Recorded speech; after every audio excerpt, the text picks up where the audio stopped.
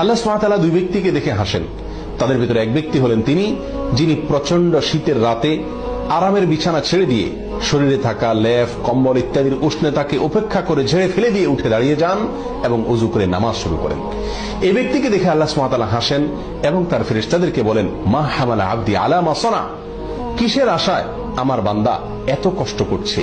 ফেরেশতাগণ তখন জবাবে বলেন, রব্বানা রাজা আমা ইনদাক ওয়া শাফাকাতাম মিম্মা ইনদাক, আপনার কাছে যে নিয়ামত রয়েছে, পুরস্কার রয়েছে, জান্নাত রয়েছে তার আশায়, এবং আপনার কাছে যে শাস্তি এবং জাহান্নামের আয়োজন রয়েছে তার ভয়ে এই কনকনে শীত উপেক্ষা করে আপনার বান্দা উঠে নামাজ শুরু করেছে।